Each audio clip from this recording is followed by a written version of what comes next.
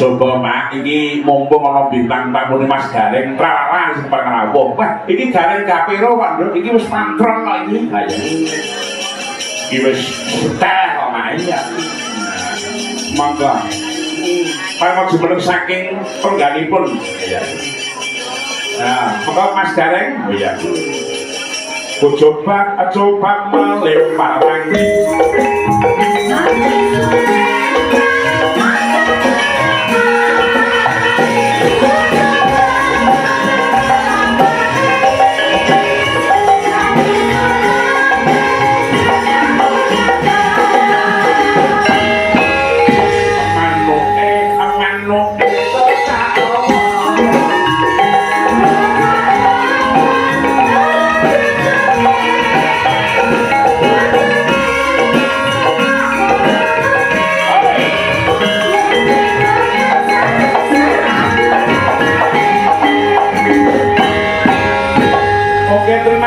Sugeng dalu Mas Gareng Lala. Sugeng dalu bapakku. Waduh, iso suwan nang kene.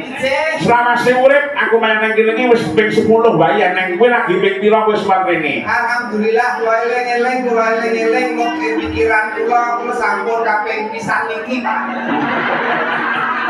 Pisan niki. Cek.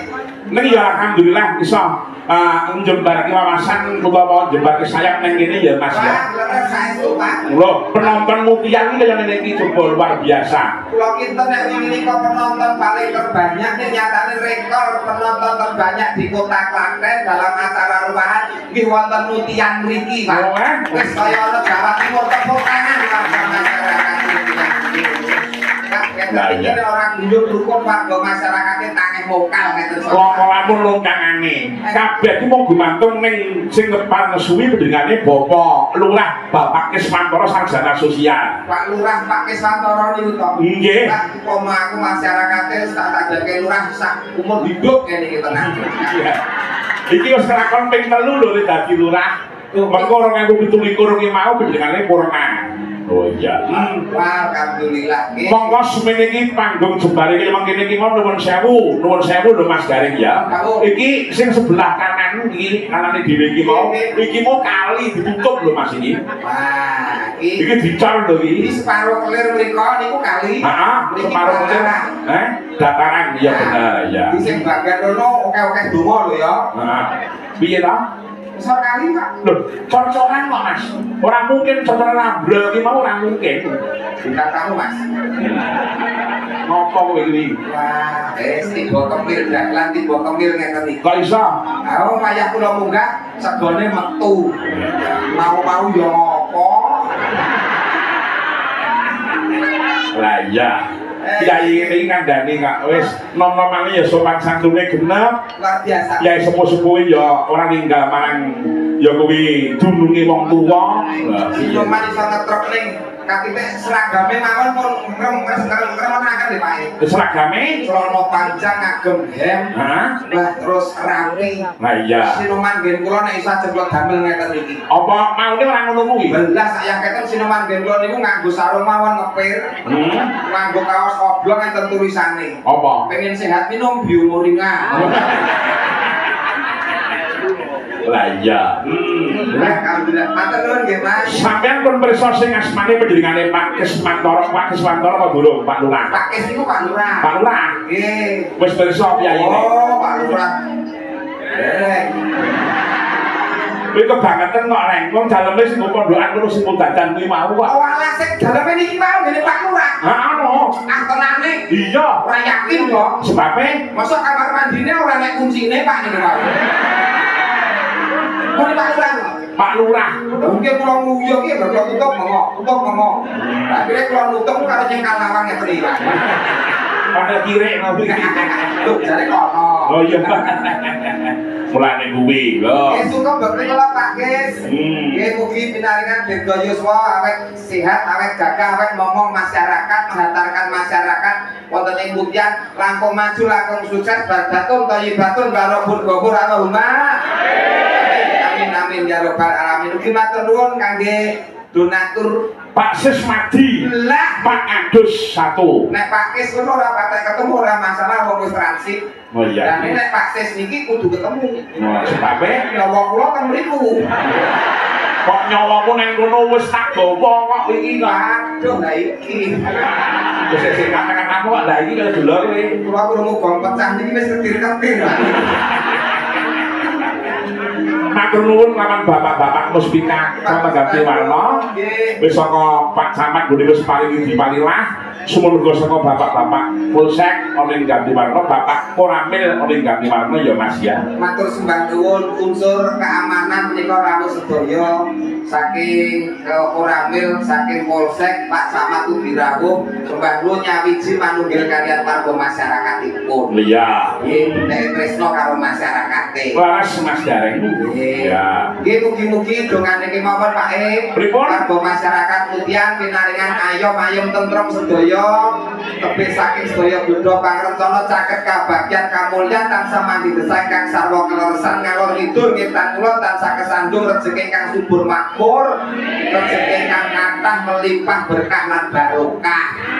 Dongake warga Mutian niki pinaringan keselamatan dunyanipun lan akhiratipun Allahumma amin amin ya rabbal alamin. Sedaya monggo saged sirna entek ketamrek kentang-kentir kali kesentir kecomplong kedua kali bengawan kesesor ora blas ilang musna kecocok-cocok tunggak kayu jati donoloyo tulaksawan Bali dalan. Warga masyarakat Mutian sakiwa tenene ganti warna kanten kabeh pinaringan sehat Allahumma ana sing masuk angin greges-greges napa dene sakit dibar ditanggape Pak Tantu dugi dalem pinaringan sehat Allahumma tombone mayar ora sangguh-angguh duit ning rumah sakit ketemu jodoh tombone gampang mari basan ditapini jet mampet dibudur mepet kisep sawi sareng lerep tuncepi lomba abang ilang dumet ora duit setan ora Kaya dukun manten kowe iki kowe. Ora mau dukun manten bayi mereka dukun yo Pak. Oh, mosok dukun bayi kok lanang. Saged mawon. Oh, Tangga kula niku ora tak dukune mboten metu Pak. kok iso? Pas zaman gempa Nggih. wonten ganti warna. Leres. Rumah sakit lah watah niku. Nggih. Sing korban Heeh. buri omah kula Hmm. Bu Tutik niku dolalah pas lair iki. Heeh. Magrib buka 6 apa loro. Ngono terus. Ngantek jam 11 niku kok ditilak-tiliki bidane jare lagi buka 11. Batin ku lawangi piro aku. Bayi ora metu-metu Pak. Ya. Akhirnya terus bojone Bu Tutik telepon kula. Terus langsung kula ke rumah sakit niki Ya. kula usap petenge Bu Tutik niku. Heeh. Jabang bayi nggih ro pondok kek metu dalane sak nggo liyane. Metu langsung kula condro. Langsung metu ya Mas ya. Metu langsung kula condro Pak. Piye? Sampun kepareng brol medal saking selasane rikmo ngene kita. Ngawur iki selabane rikmo iki. Ngerti. Oh iya iya iya. Ya iya.